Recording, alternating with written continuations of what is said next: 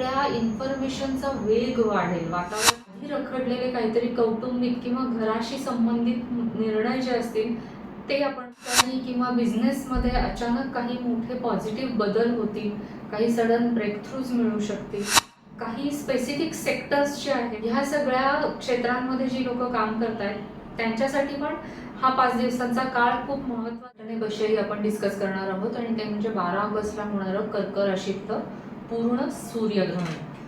नेतृत्वाला प्रश्न विचारतील. हे फक्त भारतातच होत आहे असं नाही, तर इतरही ठिकाणी होणार. या अभिमानाचा सामान्य नागरिकांच्या जीवनावर काय परिणाम होतो? विद्यार्थी, पत्रकार, शिक्षक, कार्यकर्ते आणि ऑनलाईन कम्युनिटीज या खूप वेगाने एकत्र येऊ शकतात. कारण कायरॉन ही आपली इमोशनल गुण दाखवतो, तेव्हा ती सोशल इमोशनलचा परिणाम जे कर्क राशीमध्ये होते त्याचा प्रभाव कोणावर जास्त असणार आहे? तर नातं किंवा इमोशनल सिक्युरिटीच्या संदर्भात काहीतरी महत्त्वाच्या गोष्टी घडू शकतात, काहीतरी मोठं वळण भारताच्या 4थ्या घरात होणार आहे आणि तिथून ते भारताच्या सूर्य आणि शुक्र यांची जी काही युती आहे त्याला थेट युती. देशाच्या पत्रिकेतला सूर्य हा त्या देशाचे पंतप्रधान असतील किंवा जे कोणी ऑथॉरिटी असेल, देशाचे जे प्रमुख असतात त्यांना रिप्रेझेंट करतो आणि तिथे ते माननीय पंतप्रधान मोदी यांच्या पत्रिकेविषयी आपण थोडंसं कदाचित इमोशनल असेल, फायनान्शियल असेल किंवा मटेरियल असेल, पण सिक्युरिटीच्या संदर्भातले प्रश्न पुन्हा समोर येणार आहेत. नमस्कार, न्यू एरा ॲस्ट्रॉलॉजीमध्ये तुमचं स्वागत आहे. ह्या पॉडकास्टमध्ये आपण 1 ते 15 ऑगस्ट दरम्यानच्या ग्रहस्थितीबद्दल डिस्कस करणार आहोत. म्हणजे ऑगस्टचा पूर्वार्ध आपण डिस्कस करणार. सुरुवातीच्या पहिल्या 10 दिवसातच काही राशी बदल होतोय त्याविषयी आपण पहिल्यांदा डिस्कस करू आणि त्यानंतर महत्त्वाच्या घटनांबद्दल डिस्कस करू. कारण ह्या महिन्यामध्ये सूर्यग्रहण होणार आहे. आपल्या इथनं दिसणार नाहीये, पण जे जिथं कुठं होणार आहे तिथनं ते आपल्याला अफेक्ट करणार आहे. त्यामुळे खूप महत्त्वाचा भाग आपण डिस्कस करणार आहोत, त्यामुळे पॉडकास्ट शेवटपर्यंत नक्की. 1 ऑगस्टला शुक्राचा कन्या राशीत प्रवेश होणार आहे. तिथे त्याचं थोडासा पॉवर वीक असते. शुक्र हा कन्या राशीमध्ये अजिबात कम्फर्टेबल नसतो आणि कारण की कन्या राशी अतिशय क्रिटिकल असते, त्यांना डिटेल ओरिएंटेड असते आणि शुक्र हा कसा खूप असा हलका फुलका प्रेमळ असा ग्रह आहे, तर त्याला तिथे खूप रेस्ट्रिक्शन्स वाटतात. त्यामुळे शुक्र तिथे वीक असतो. त्यामुळे आपली जी काही प्रेम नाती असतील किंवा आर्थिक निर्णय असतील, कारण शुक्र हा फायनान्सेस रिलेटेड, या सगळ्याकडे आपण खूप प्रॅक्टिकल नजरेने बघू. मोठ्या प्रॉमिसेसपेक्षा आपल्याला कन्सिस्टन्सी म्हणजे सातत्य, जबाबदारी आणि कृती महत्त्वाची. त्या दरम्यान नात्यांमध्ये काही प्रश्न निर्माण होऊ शकतात. आपल्याला असं वाटत राहील की माझ्या जे काही एफर्ट्स आहेत, प्रयत्न आहेत त्याची दखल घेतली जाते का, किंवा आपल्या ज्या जबाबदाऱ्या आहेत त्या समान वाटल्या गेल्या आहेत का मीच एकटी सगळं पूर्ण करते सगळ्या जबाबदाऱ्या, असे काहीतरी प्रश्न आपल्याला पडतील. आणि कदाचित असं वाटेल की या नात्यात केवळ प्रेम आहे की प्रत्यक्ष आधार पण आहे, म्हणजे नुसतंच खूप प्रेमळ वागायचं आणि प्रत्यक्षात काहीच जबाबदारी घ्यायची नाही, हे असं काही आहे का. काही नाती छोट्या पण आवश्यक बदलांमुळे सुधारू शकतात जर का आपण अवेअरनेसनी ही गोष्ट घेतली तर. हे महत्त्वाचं आहे, परीक्षण नाही. आपण कुणालाही तिथं ऑडिट नाही करत आहोत नात्याचं आपण. त्यामुळे ह्या गोष्टी छोट्या छोट्या आपण टाळल्या ना तर बरीचशा वादविवाद टळू शकतात. शुक्र जेव्हा कन्या राशीत असतो ना तेव्हा तो प्रेम हे असं शब्दांमधनं व्यक्त नाही करत, तर तो त्याच्या प्रेमाची व्याख्या म्हणजे एखाद्याची काळजी घेणं, एखाद्याला मदत करणं, एखाद्याची जबाबदारी घेणं त्या व्यक्तीची, ह्या सगळ्या गोष्टींमधनं शुक्र नेहमी प्रेम व्यक्त करतो जेव्हा तो कन्या राशीत असतो.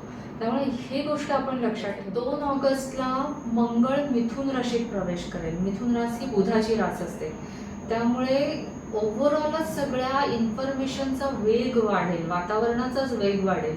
म्हणजे बातम्या, चर्चा, राजकीय विधानं, सोशल मीडिया, प्रवास, व्यापार आणि तंत्रज्ञानाशी संबंधित काहीतरी घडामोडी घडायला लागतील, काहीतरी हालचाली घडायला लागतील. आपल्याला थोडासा रेसलेसनेस असेल, कारण तो एक स्पीड असेल त्या सगळ्या विचारांना, इन्फॉर्मेशनला, त्यामुळे थोडा रेसलेसनेस वाटू शकतो. पण एक लक्षात ठेवलं पाहिजे की आपले शब्द तेव्हा खूप शार्प असू शकतात, म्हणजे शब्द आपले शस्त्र असू शकतात, त्यामुळे ते सांभाळून वापरले पाहिजे. लेखन, संशोधन, शिक्षण, माध्यम आणि प्रचारासाठी मात्र ही ऊर्जा खूप उपयुक्त असणार. एकाच वेळी अनेक विषयांमध्ये आपली ऊर्जा खर्च होईल, त्यामुळे एक मानसिक अस्वस्थता, रेस्टलेसनेस आणि गोंधळ वाढू शकतो. अवेअरनेस असेल की सगळ्या गोष्टी मॅनेज होतात. नंतर 5 ऑगस्टला बुध कर्क राशीत प्रवेश करणार. आपण जे काही लॉजिकली विचार करतो, तर्क सुसंगत विचार करतो, त्याच्याऐवजी आपण थोडंसं इमोशनल विचार करू. म्हणजे अगेन सगळी थीम अशी एकमेकांना सपोर्ट करणारी आहे ही गोष्टीची, की शुक्र जो आहे तो कन्या राशीत थोडा क्रिटिकल होऊ शकतो. मंगळ मिथुन राशीत गेल्यामुळे आपल्या शब्दांना धार येऊ शकते आणि बुध कर्क राशीत गेल्यामुळे आपण इमोशनल होऊन जास्त बोलू शकतो. आणि बुध जेव्हा कर्क राशीत जातो तेव्हा आपण इमोशनल तर असूच, पण त्याचबरोबर आपलं कुटुंब, घर, आपली सिक्युरिटी, आपल्या आठवणी, आपले आई वडील किंवा आपली मुलं आणि आपल्या इमोशनल नीड्स म्हणजे भावनिक गरजा, ह्यावर सगळ्यावर आपला फोकस असेल, त्या रिलेटेड काहीतरी चर्चा होईल. कदाचित आधी रखडलेले काहीतरी कौटुंबिक किंवा घराशी संबंधित निर्णय जे असतील ते आपण मार्गी लावू शकतो. या तर 7 तारखेनंतर 12 तारखेपर्यंत हे जे काही 5 दिवस आहेत त्यामध्ये एक असा अस्पेक्ट होतोय, असा योग होतोय, ग्रँड ट्राईन म्हणतात. तर हा त्रिकोण जो आहे तो 7 ऑगस्टला एक्झॅक्टली फॉर्म होणार आहे. तो होणार आहे वृषभ राशीतला युरॅनस, कन्या राशीतला शुक्र आणि मकर राशीतला प्लुटो यांच्यामध्ये. आणि हा खूप चांगला अस्पेक्ट असतो. हा ग्रँड ट्राईन खूप स्थिरता आणणार आहे. तो खूप असे स्टॅबिलायझिंग फोर्स देणार आहे, खूप असा ग्राउंडिंग फोर्स आहे. त्यामुळे कुठेही गोंधळ, केऑस होणार नाहीये. तर उलट जागतिक सप्लाय चेन जी आहे ती किंवा ग्रीन एनर्जी इन्फ्रास्ट्रक्चर्स जे आहेत ते अधिक मजबूत होतील आणि जास्त सुरक्षित होतील. म्हणजे हे खूप चांगला बदल होणार आहे या दरम्यान, की जे काही होईल ते खूप सॉलिड फाउंडेशनवर बेस्ड असणार. आणि भारताच्या दृष्टीने हे खूप चांगलं होणार आहे, कारण भारताच्या जो लग्नस्थान आहे त्याला युरानस आत्ता ॲक्टिवेट करतोय. हा त्रिकोण जो तयार झाला आहे त्याच्यामुळे भारत एक प्रकारे self reliant global power house म्हणजे आत्मनिर्भर एक जागतिक पॉवर असणार आहे भारताकडे. म्हणजे त्या दृष्टीने आपल्या हालचाली वाढतील आणि त्याचा वेग वाढेल. मकर आणि कन्या राशीतल्या ग्रहांच्या सपोर्टमुळे भारताचं लॉजिस्टिक नेटवर्क जे काही आहे किंवा माल वाहतूक मार्ग जे आहेत ते आणि लेबर फ्रेमवर्क्स पूर्णपणे अपग्रेड, त्याच्यामध्ये काहीतरी महत्त्वाचे आणि चांगले बदल होतील. सरकार कोणत्याही अनावश्यक घोषणा किंवा एक जे आयडिओलॉजिकल प्रोजेक्ट्स आहेत त्याच्या मागे लागणार नाही, तर त्याच्याऐवजी जॉब क्रिएशन म्हणजे रोजगार निर्मिती कशी होईल, स्किल डेव्हलपमेंट कसे होतील किंवा संस्थांमध्ये एक पारदर्शकता कशी आणता येईल, ह्यासारख्या ठोस रिझल्ट्सवर सरकार फोकस करत असणार आहे. त्याच्यामुळे जरी भारत बाहेरच्या जगामध्ये मार्केट व्होलॅटिलिटी झाली तरी भारताच्या अर्थव्यवस्थेवर त्याचा परिणाम नाही होणार. म्हणजे आता भारतामध्ये जे काही आंदोलन चाललं आहे नीट पेपरवरनं किंवा त्याच्या परीक्षेच्या जे काही पेपर फुटी झालेली आहे त्याच्यावरनं, तर मला असं वाटतंय की हा जो ग्रँड ट्राईन आहे म्हणजे ऑलरेडी त्या दृष्टीने पावलं उचलायलाच लागलेले आहे सरकार. आजच बातमी आली आहे की सोनम वांगचुक यांनी त्यांचं उपोषण मागे घेतलं आहे, कारण त्याविषयी काहीतरी ठोस कारवाई करण्याचं प्रॉमिस सरकारने दिलेलं आहे. तर हेच सगळ्या गोष्टी ह्या ग्रँड ट्राईनमध्ये मला दिसत आहेत की काहीतरी पारदर्शकता निर्माण केली जाईल इन्स्टिट्यूशनमध्ये, जॉब क्रिएशनवर फोकस असेल, जे कुठेतरी आयडियल खूप काहीतरी असं इन्स्पायरिंग भाषण करण्यापेक्षा फोकस हा काहीतरी प्रॅक्टिकल त्याच्यावर सोल्युशन काढण्याकडे असणार आहे.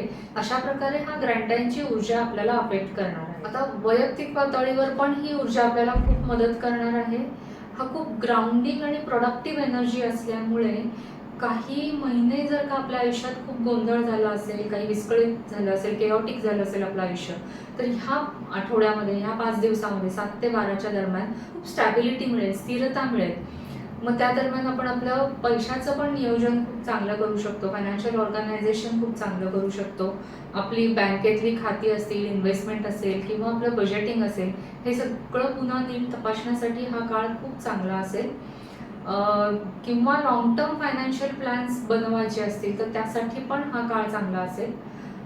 नंतर आपलं हेल्थ आणि रुटीन, कारण कन्या राशी या रिलेटेड असते, तुमच्या हेल्थ रिलेटेड असते, तर हेल्थ आणि रुटीन म्हणजे आपलं आरोग्य आणि आपली दिनचर्या ह्याच्याकडे जर का तुमचं दुर्लक्ष झालं असेल तर ते सगळं रुटीन, ती गाडी रुळावर आणण्यासाठी, म्हणजे आपल्या आरोग्याकडे, आपल्या डाएटकडे, रोजच्या सवयींकडे लक्ष देण्यासाठी पण हा काळ खूप चांगला असेल. तेव्हा आपण नक्की काहीतरी नवीन सुरुवात करू शकतो. आणि तसंच जर का आपले हेल्थ चेकअप आपण खूप दिवस पेंडिंग राहिले असतील, आपण दुर्लक्ष करत असू, करू करू करत पुढे ढकलत असू, तर ते हेल्थ चेकअप करण्यासाठी, काही फिटनेस गोल ठरवण्यासाठी पण हा काळ खूप चांगला असेल. आणि करिअर आणि आपल्या आयुष्यातल्या ओव्हरऑल स्ट्रक्चरच्या दृष्टीने पण हा काळ चांगला असेल. कामाच्या ठिकाणी किंवा बिझनेसमध्ये अचानक काही मोठे पॉझिटिव्ह बदल होतील, काही सडन ब्रेकथ्रूज मिळू शकतील. आपले वरिष्ठ जे अधिकारी असतील किंवा बॉसेस असतील ते कदाचित कामाचं आपल्या कौतुक करतील. तर असे सगळ्यात एक स्थिरता आणण्यासाठीचा हा ग्रँड ट्राईन आहे आणि तो आपल्याला खूप मदत करणार आहे. त्या ऊर्जेचा आपण नक्की वापर केला. याचा इफेक्ट सगळ्यांना थोड्याफार प्रमाणात होणार आहे, पण याचा सगळ्यात जास्त इफेक्ट कुणाला होईल तर ज्यांचे महत्त्वाचे प्लॅनेट्स म्हणजे सूर्य, चंद्र आणि बुध, की जे पर्सन प्लॅनेट म्हणतो ते, हे आणि आपले अँगल्स म्हणजे लग्नस्थान आणि आपलं करिअरचं घर, हे जर का आपलं वृषभ, कन्या आणि मकर राशीच्या 3 ते 15 डिग्रीमध्ये असेल तर त्या लोकांना याचे इफेक्ट जास्त किंवा या ऊर्जेचा थेट फायदा होणार आहे. म्हणजे आयुष्यात रखडलेली कामं वेगाने मार्गी लागतील किंवा अचानक एखादी मोठी संधी चालून येईल किंवा करिअरमध्ये पण खूप मोठा ब्रेक मिळू शकतो. म्हणजे त्याचबरोबर काही स्पेसिफिक सेक्टर्स जे आहेत तिथे काम करणाऱ्या लोकांना पण खूप फायदा होऊ शकतो. बँकेमध्ये, फायनान्सेसमध्ये किंवा IT infrastructure, real estate, construction किंवा ॲग्रिकल्चर किंवा त्या शेती संबंधितले व्यवसाय, ह्या सगळ्या क्षेत्रांमध्ये जी लोक काम करतायत त्यांच्यासाठी पण हा 5 दिवसांचा काळ खूप महत्त्वाचा आणि प्रगतिकारक ठरणार. आता आपण एका महत्त्वाच्या घटनेविषयी आपण डिस्कस करणार आहोत आणि ते म्हणजे 12 ऑगस्टला होणारं कर्क राशीतलं पूर्ण सूर्यग्रहण. कर्क राशीच्या 25व्या डिग्रीला हे सूर्यग्रहण होणार आहे आणि जवळच म्हणजे 5 अंशावर तिथं केतू पण असणार आहे जो सिंह राशीत असेल. आता हे ग्रहण भारतातून दिसणार नाहीये. भारतातून जरी हे ग्रहण दिसत नसलं तरी ते कुठंतरी अंतराळात होतंय, त्यामुळे त्याचे इफेक्ट आपल्याला नक्कीच जाणवणार आहेत. पण जिथं दिसणार आहे म्हणजे त्या ग्रहणाची जी छाया म्हणतात ती कुठे कुठे असणार आहे तर स्पेन, आइसलँड, ग्रीनलँड, रशियाचा काही भाग आणि पोर्तुगलच्या ईशान्य भागातून हे ग्रहण दिसू शकतं. महत्त्वाचं काय आहे तर ग्रहण दिसण्यापेक्षा ते आपल्या पत्रिकेतल्या कुठल्या ग्रहांना ऍक्टिवेट करतायत किंवा कुठल्या एखाद्या थीमला सक्रिय करतायत ते बघणं महत्त्वाचं असतं. आता ग्रहण कर्क राशीत होतंय. कर्क राशीच्या थीम असतात आपलं घर, आपलं कुटुंब, आपली मातृभूमी, जमीन, जुमला, अन्न, पाणी, शेती, महिला येऊ शकतात, आपली आई असते, आपली मुलं असतात किंवा देशाच्या दृष्टीने बघितलं तर जनकल्याण आणि एक इमोशनल सिक्युरिटी, कारण कर्क राशी इमोशनल आहे, वॉटर साईन आहे, जलतत्वाची रास आहे, त्यामुळे आपल्या इमोशन्स सगळ्या त्यावेळेस खूप हायलाईटमध्ये सगळ्या थीमवर आपला फोकस असणार आहे. आणि सामाजिक पातळीवर आता हे जे बोलतोय आपण ते सगळ्या जगभरातल्या देशांमध्ये सगळ्या लोकांसाठी ॲप्लिकेबल आहे. त्यामुळे सोशल लेवलला लोक नेतृत्वाला प्रश्न विचारतील. हे फक्त भारतातच होत आहे असं नाही, तर इतरही ठिकाणी हे होणार आहे की हा नेता आपल्याला प्रत्यक्षात सिक्युरिटी देतोय, संरक्षण देतो आहे की केवळ निष्ठेची अपेक्षा करतोय. म्हणजे लोक प्रश्न विचारणार आहेत की तुम्हाला आमच्याकडनं निष्ठा हवी आहे, पण तुम्ही आम्हाला काय देताय. म्हणजे राष्ट्रीय अभिमानाचा सामान्य नागरिकांच्या जीवनावर काय परिणाम होतोय. ठीक आहे, देशप्रेम आहे, सगळं आहे, आमची तुमच्यावर निष्ठा आहे, पक्षावर निष्ठा आहे, पण आम्हाला काय फरक पडतोय आमच्या आयुष्यामध्ये ते विचारणार आहे.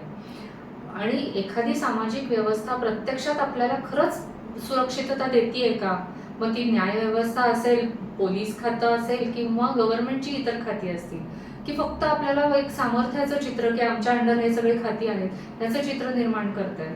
हे सगळे प्रश्न नागरिक विचारणार आहेत. या काळात नेतृत्वाच्या रणनीतीमध्ये बदल होऊ शकतात, हे सगळं जगभरात होऊ शकतं आणि किंवा प्रशासनात फेरबदल होऊ शकतात. नंतर जनसमर्थन ज्याला म्हणतात, पब्लिक सपोर्ट, त्याच्यामध्ये चढ उतार होऊ शकतात आणि महत्त्वाचे देशांतर्गत धोरण समोर येऊ शकतं. काहीतरी महत्त्वाचे निर्णय त्यावेळेस घेतले जातील, काहीतरी महत्त्वाची पावलं उचलली जातील.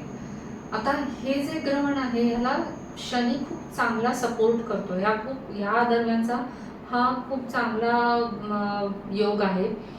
त्यामुळे असं होणार आहे की मीन राशीतला शनी सुमारे 5 अंशाच्या अंतराने त्याला ट्राईन अस्पेक्ट करतोय. ट्राईन अस्पेक्ट नेहमी सपोर्टिव्ह असतो.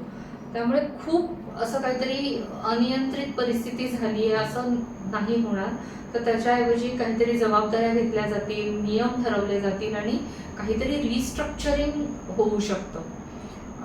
एखादं खूप अवघड असं इमोशनल किंवा सामाजिक जे काही रियालिटी आहे, वास्तव आहे, त्याला औपचारिकपणे उत्तर दिलं जाईल. म्हणजे ऑफकोर्स आपण आता अनुभव घेतोच आहोत त्याविषयी, की जे काही शिक्षण मंत्र्यांबद्दल बोललं जात आहे किंवा नीट पेपर फुटीबद्दल जे काही बोललं जात आहे त्याविषयी तर असणारच आहे. पण हे इतरही ठिकाणी बऱ्याच गोष्टींना हे ॲप्लिकेबल होऊ शकतं.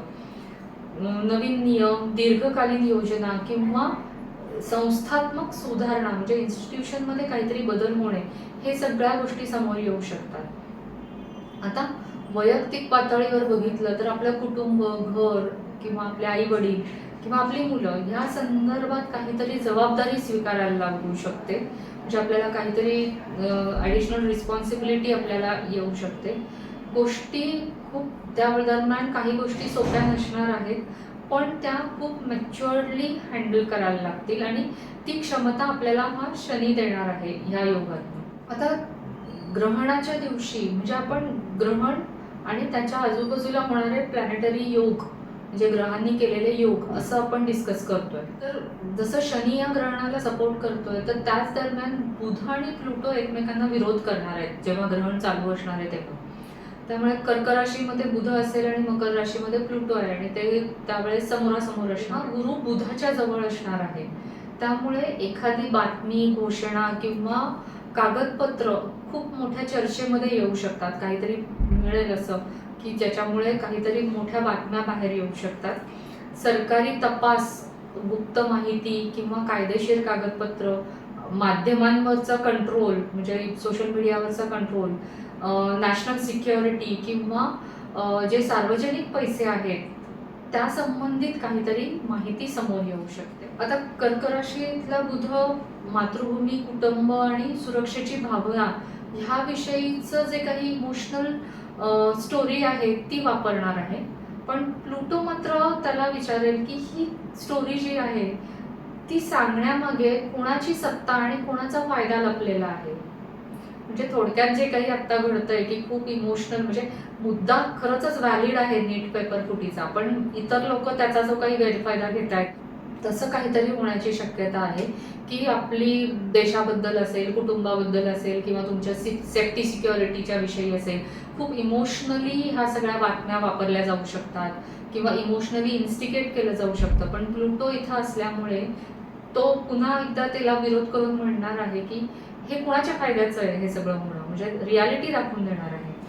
आणि वैयक्तिक पातळीवर कौटुंबिक सत्य, मालमत्तेचा प्रश्न किंवा त्यातला पॉवर स्ट्रगल थोडक्यात ह्या सगळ्यावर महत्त्वाचे काहीतरी डिस्कशन्स होते. जे खरं तर बोलायला लागेल त्यावेळेस आवश्यक असेल, पण समोरच्या व्यक्तीवर त्याच्यामुळे काही मानसिक दबाव तर नाही येते, काही टेन्शन तर नाही येते, हे याच्याकडे पण लक्ष दिलं पाहिजे. शक्यतो असं नाही करायचंय आपल्याला. आता त्याच वेळेस मिथुन राशीतला मंगळ कुंभ राशीतल्या राहूला ट्राईन अस्पेक्ट करतोय जो चांगला असतो आणि मेष राशीतला कायरॉनला पण तो सेक्स्टाईल अस्पेक्ट करतोय, तो पण चांगला असतो. म्हणजे मंगळ थोडक्यात त्यावेळेस चांगला प्लेसमेंटमध्ये आहे, चांगल्या पोझिशनला आहे मंगळ सपोर्ट करण्याच्या. त्याच्यामुळे काय होईल तर तरुण, विद्यार्थी, पत्रकार, शिक्षक, कार्यकर्ते आणि ऑनलाईन कम्युनिटीज त्या खूप वेगाने एकत्र येऊ शकतात. कारण कायरॉन ही आपली इमोशनल वुंड दाखवतो, तेव्हा ती सोशल इमोशनल वुंड असणार आहे. आणि राहू हा आहे तो नेहमी आपल्याला फ्युचर डिरेक्शनने नेत असतो आणि मंगळ आपल्याला ऊर्जा देत असतो. त्यामुळे ह्या सगळ्या रिलेटेड काहीतरी खूप एकत्र येऊ शकतात लोक. म्हणजे एखादा संदेश मोठ्या चळवळीचं रूप घेऊ शकतो. एखादी दडपलेली वेदना असेल किंवा एखादा अन्याय व्यक्त करण्यासाठी आपल्याला धैर्य मिळू शकतं, जे आत्ता सुद्धा घडतंय, पण त्या दरम्यान तो ग्रहणाच्या दरम्यान पण हे घडू शकतं. फक्त आपल्याला एक त्यावेळेस म्हणजे सगळ्यांनीच हे लक्षात ठेवलं पाहिजे. जेव्हा आपण सोशल प्लॅटफॉर्मवर व्यक्त होतो तेव्हा आपण ते जे काही इमोशनल वुंड आहे, इमोशनल दुःख आहे, त्याच्याविषयी बोलून आपण इतरांवर हल्ला करतोय का त्या जखमेविषयी बोलून आपण परिवर्तन करायचा प्रयत्न करतोय, ह्याच्यामध्ये फरक आहे. हा फरक आपण ओळखला पाहिजे आहे. म्हणजे मग त्या ऊर्जेचा आपण योग्य वापर करण्याचा परिणाम जे कर्क राशीमध्ये होते त्याचा प्रभाव कोणावर जास्त असणार आहे, तर यांच्या पत्रिकेमध्ये कर्क, मकर, मेष किंवा तूळ राशीमध्ये 20 ते 30 डिग्रीजच्या दरम्यान महत्त्वाचे ग्रह किंवा अँगल्स असतील, म्हणजे लग्न आणि करिअरचं स्थान, तर त्यांच्यासाठी त्यांच्या आयुष्याची दिशा बदलणं किंवा त्यांच्या कुटुंब, नातं किंवा इमोशनल सिक्युरिटीच्या संदर्भात काहीतरी महत्त्वाच्या गोष्टी घडू शकतात, काहीतरी मोठं वळण येणार आहे तेव्हा. पर्टिक्युलरली कर्क आणि मकर राशींना घटना थेट जाणवू शकतात, कारण कर्क राशीतच ग्रहण होणार आणि त्याच्या अपोजिट मकर रास असते. त्यामुळे ह्या ॲक्सिसवर ज्यांचे प्लॅनेट्स आहेत त्यांना डायरेक्ट घटना घडणार आहेत त्यांच्या बाबतीत. आणि मेष आणि तूळ राशीच्या लोकांना निर्णय घेण्याचा किंवा जुनी व्यवस्था बदलण्याविषयी काहीतरी टेन्शन जाणवू शकतं. आणि वृश्चिक आणि मीन राशीतल्या ह्याच डिग्रीवर ज्यांचे प्लॅनेट्स आहेत त्यांना मात्र हे सगळ्या गोष्टी फायदेशीर होऊ शकतात. आता अजून एक महत्त्वाचं डिस्कशन, हे ग्रहण भारताच्या 4थ्या घरात होणार आहे आणि तिथून ते भारताच्या सूर्य आणि शुक्र यांची जी काही युती आहे त्याला थेट युती करतं. आता 4थं घर हे मंडेन ॲस्ट्रॉलॉजीमध्ये म्हणजे जागतिक लेवलची जी ॲस्ट्रॉलॉजी असते त्याच्यामध्ये तुमची मातृभूमी, तुमचा देश किंवा तुमच्या शेती वगैरे हे सगळं तर दाखवतोच, पण मुख्य म्हणजे तो तिथे तुमचा विरोधी पक्ष दाखवतो, पॉलिटिकल अपोजिशन जे काही असतं ना ते दाखवतो. त्यामुळे त्या घरामध्ये सूर्य आणि शुक्रावर हे ग्रहण होणार आहे आणि त्याच्यातनं ते 4थ्या घरात होते. म्हणजे देशाच्या अंतर्गत राजकारण जे काही आहे किंवा आर्थिक रचना जी काही आहे त्याच्यामध्ये खूप मोठे बदल घडले जातील किंवा घडवून आणले जातील. आणि जे एखादा देशाच्या पत्रिकेतला सूर्य हा त्या देशाचे पंतप्रधान असतील किंवा जे कोणी ऑथॉरिटी असेल, देशाचे जे प्रमुख असतात त्यांना रिप्रेझेंट करतो आणि तिथे ते ग्रहण होतंय. त्यामुळे हे जे ग्रहण आहे जे सूर्याला आता चॅलेंज करतंय त्याचा अर्थ असा होतो की जी काही केंद्र सरकार आहे, पंतप्रधान आहे, त्यांचे जे ऑफिस आहे किंवा त्यांचे जे मंत्रिमंडळ आहे त्यांना प्रचंड आव्हानांना सामोरं जायला लागणार आहे. म्हणजे इंटरनल पॉलिटिकल फ्रिक्शन, हिडन वल्नरॅबिलिटीज किंवा अचानक काही मोठे पॉलिसी डिसिजन्स उलटून लावले जाऊ शकतात आणि त्यावेळेस विरोधी पक्ष जे आहेत ते खूप शक्तिशाली असणार आहेत आणि ते सरकारला चॅलेंज करणार आहेत. खूप असं संकटात घेरण्यासारखं, म्हणजे त्यांना एक असा कोंडीत पकडल्यासारखं करणार आहेत. हा काळ सत्ताधाऱ्यांसाठी आपली पकड मजबूत ठेवण्यासाठी खूप संघर्षाचा असणार आहे आणि हे क्लिप्स जे आहे ते शुक्राला पण अफेक्ट करतंय. त्यामुळे देशाची आर्थिक बाजू किंवा सांस्कृतिक बाजूला पण काहीतरी धक्का बसू शकतो. आता शुक्र हा ऑफकोर्स फायनान्सेस, बँकिंग, शेअर बाजार आणि ओव्हरऑल देशाची जे काही संपत्ती आहे ते दाखवतो आणि शुक्रावर जो काही हा परिणाम करणार आहे त्यामुळे इंडियन स्टॉक मार्केट, बँकिंग सेक्टरमध्ये थोडे चढ उतार आपल्याला त्या दरम्यान दिसू शकतात. काही फायनान्शियल करेक्शन्स पण दिसू शकतात आणि हे जे 4थं घर आहे ते ॲक्च्युअल मातीशी संबंधित आहे. त्यामुळे शेती किंवा जमिनीच्या संदर्भातले मोठे कायदे, काहीतरी ॲग्रिकल्चरल रिफॉर्म्स होऊ शकतात. जमीन मालकीच्या संदर्भातले काही वाद किंवा रिअल इस्टेट क्षेत्रात थोडंसं मंदीचं सावट असं काहीतरी होऊ शकतं त्या दरम्यान. तसंच मोठ्या कॉर्पोरेट्समधले किंवा जे हाय प्रोफाईल नामांकित व्यक्ती आहेत त्यांचे काही मोठे आर्थिक घोटाळे पण अचानक बाहेर येऊ शकतात. म्हणजे थोडक्यात हा काळ सरकारसाठी खूप चॅलेंजिंग असणार आहे. आता तेव्हाच असं होईल की भारताचा जो म्हणजे आता ट्रान्झिटिंग मंगळ जो आहे तो भारताच्या पत्रिकेतल्या मंगळाबरोबर अचूक युती करणार आहे. म्हणजे ज्याला आपण मंगळ रिटर्न म्हणू शकतो, म्हणजे तो त्याच्या ओरिजिनल पोझिशनला येणार आहे. त्यामुळे ओव्हरऑल राजकीय भाषा जी असेल ती किंवा सोशल मीडिया असेल, व्यापार, वाहतूक, तंत्रज्ञान किंवा शेजारी देश आणि आर्थिक निर्णय याच्यामध्ये खूप आक्रमकता असेल, म्हणजे भाषा पण आक्रमक असेल, शेजारी देशांशी बोलणं पण म्हणजे खूप स्पीड पण असेल आणि खूप पॉवरफुल पण असेल. बेसिकली भारतासाठी ह्या ग्रहणाचा मुख्य प्रश्न असा असेल की देशाची प्रगती आणि जागतिक प्रतिष्ठा जी काही आपण मिळवतोय सध्या, ती सामान्य नागरिकांच्या सेफ्टी आणि सिक्युरिटी किंवा त्यांच्या रोजच्या आयुष्यामध्ये किती रूपांतरित होतीये. म्हणजे सामान्य नागरिकाची स्थिती बघितली तर ती काय काय फरक पडतोय त्याच्यामध्ये. बाहेर आपलं पिक्चर खूप चांगलं असेल, आपली खूप प्रगती होतीये, आपली प्रतिष्ठा पण वाढतीये, पण जो कॉमन माणूस आहे, कॉमन मॅन आहे, त्याला काय फरक पडतोय ह्याच्याने, हा प्रश्न हे ग्रहण भारताला विचारणार आहे. आता अजून एक महत्वाचं डिस्कशन आपण करणार आहोत, ते म्हणजे आपले माननीय पंतप्रधान मोदी यांच्या पत्रिकेविषयी आपण थोडंसं डिस्कस करू, जास्त नाही. हे ग्रहण त्यांच्या 9व्या घरात असलेल्या प्लुटोला युती करतंय आणि राहू त्यांच्या 4थ्या घरातून त्यांच्या मिड हेवनला म्हणजे पब्लिक प्रोफाईलला अपोज करतोय. त्यामुळे हे जे काही 12 ऑगस्टला ग्रहण आहे ते त्या दरम्यान मोदीजींच्या बाबतीत असं घडेल की त्यांचा नेतृत्वाचा जो काही फोकस असेल तो पब्लिक इमेजपेक्षा देशातल्या इंटरनल जी काही परिस्थिती सध्या आहे त्याच्यावर, पक्षाची जी काही रचना आहे त्याच्यावर, किंवा नॅशनल सिक्युरिटीवर आणि डोमेस्टिक पॉलिटिक्सवर जास्त असणार आहे. आणि जे अगदी ऑब्व्हियस आहे तसंच करणं अपेक्षित आहे. आणि ते प्रत्येक गोष्टीला समोरून उत्तर देण्याऐवजी बॅकग्राऊंडमध्ये राहून दीर्घकाळ रणनीती आखण्याचा प्रयत्न करणार आहेत. ते मागे राहून गोष्टी हँडल करतील आणि एक अशी काही रणनीती आखतील की ज्याच्याने त्यांच्या अपोजिशन जे काही आता आहे त्याला थोडंसं चाप बसेल. आता त्याच वेळी पण हे जेव्हा घडणार आहे ग्रहण, त्यावेळी विरोधक खूप आक्रमक असणार आहेत. त्यांना त्यांच्या लिडरशिपला, त्यांच्या प्रतिमेला ते आव्हान देण्याचा प्रयत्न करणार आहेत. त्यामुळे आणि मंडेनचं 4थं घर जे आपण बघितलं ते विरोधकांचं असतं, तिथं ते खूप पॉवरफुल झालेले आहेत आणि ह्या सगळ्याचा परिणाम म्हणून मोदीजींना कदाचित थोडा मानसिक ताण आणि कामाचा थकवा वाटू शकतो. थोडंसं त्यांच्या तब्येतीला काहीतरी लक्ष द्यायला लागेल. ह्या सगळ्या परिस्थितीचा त्यांच्यावर ताण नक्की येणार आहे.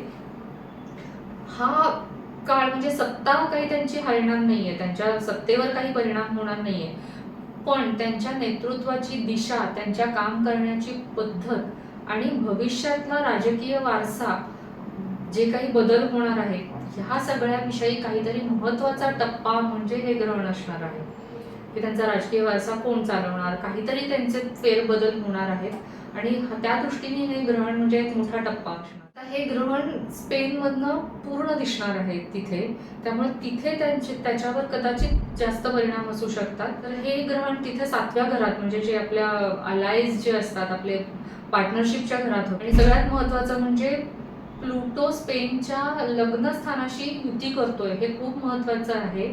जिथे जेव्हा केव्हा प्लुटो लग्नस्थानाशी युती करतो तेव्हा खूप मोठे बदल घडत असतात. त्यामुळे ह्या देशाची ओळख, देशातली राजकीय सत्ता, नंतर स्पेनची एक जागतिक प्रतिमा, ह्याविषयी सगळ्याच्या विषयी खूप खोल असं डीप ट्रान्सफॉर्मेशन होणार आहे.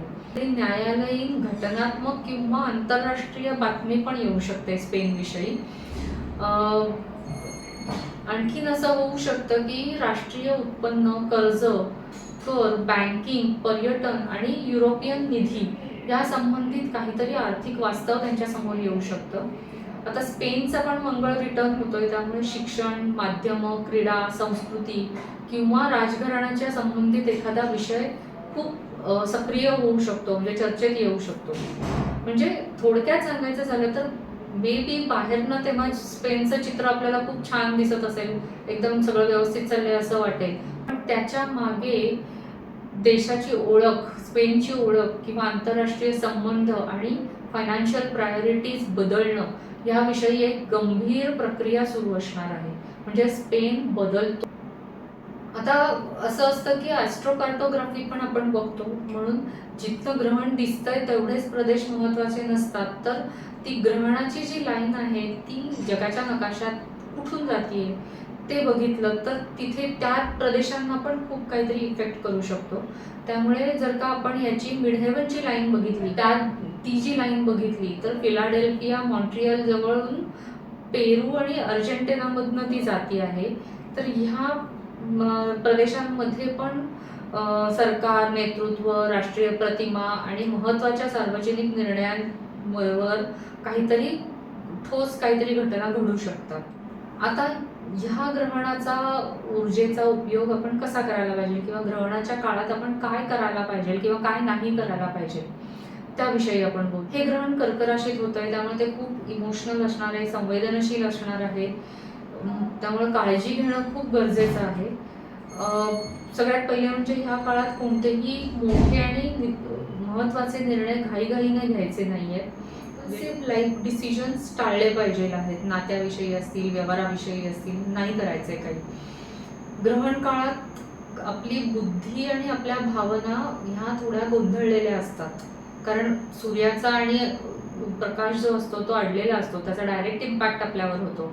त्यामुळे आपण खूप अशा चांगले निर्णय, योग्य निर्णय घेण्याच्या मनस्थितीत नसतो आणि त्याचा शरीरावर पण परिणाम होतो. त्यामुळे त्या दरम्यान आपण आपली फिजिकली पण आपण काळजी घ्यायला लागते. म्हणजे कारण हे तर कॅन्सर म्हणजे कर्क राशीतच ग्रहण होत आहे, म्हणजे फूड पॉयझनिंग किंवा इन्फेक्शन होण्याचा पण जास्त धोका असू शकतो.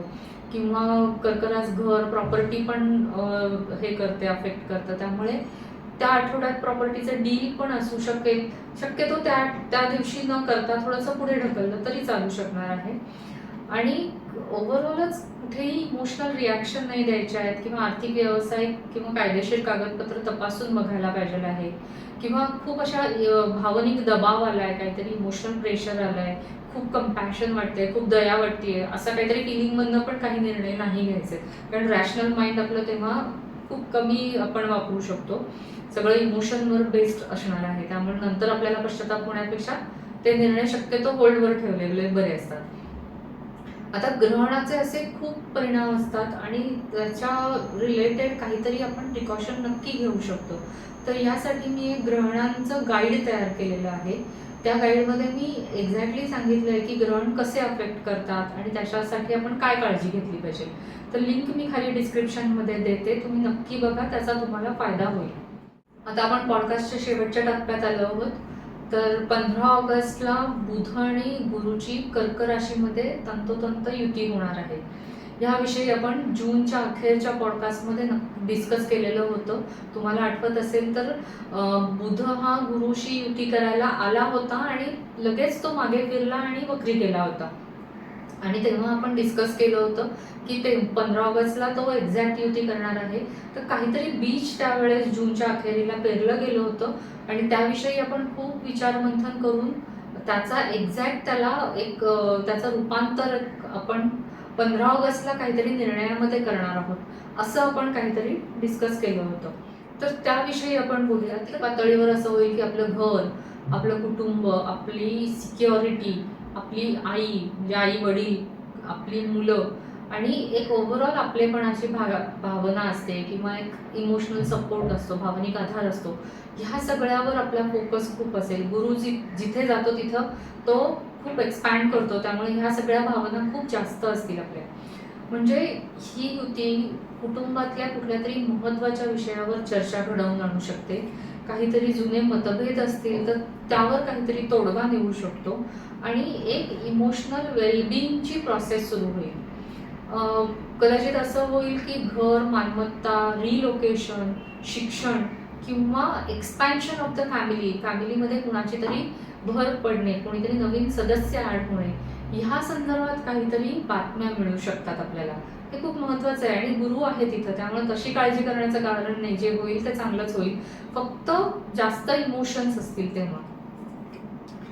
आणि अनेकांना त्यांच्या भूतकाळातला अनुभव जे काही आहे त्याचा अर्थ नव्याने लागेल किंवा काहींना आपल्या पूर्वजांशी, आपल्या परंपरांशी जास्त कनेक्ट झालो असं वाटू शकतं किंवा भावना व्यक्त करण्यासाठी छान शब्द मिळू शकतात आणि आपलं इंट्युशन पण खूप स्ट्रॉंग असेल.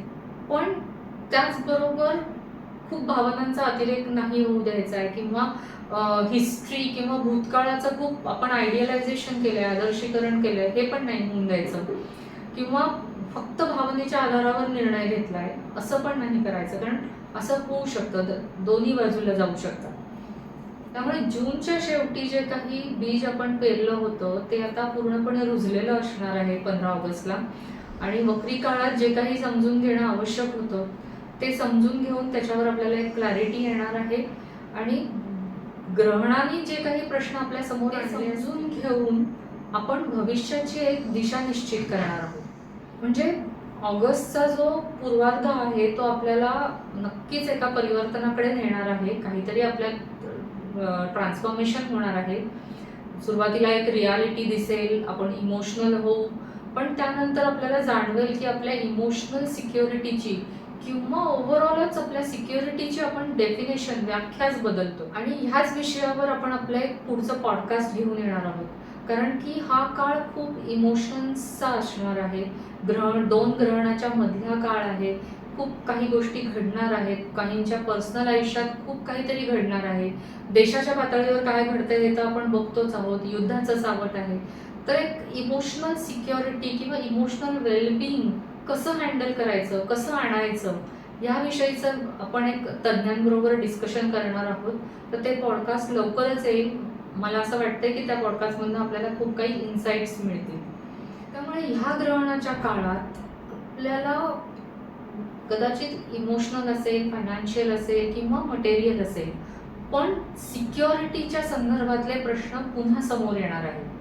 आणि मग शेवटी आपल्याला एक मॅच्युरिटीनी, एका क्लॅरिटीनी आणि एक रियालिटीवर बेस्ड अशी एक दिशा निश्चित करायला लागणार आहे.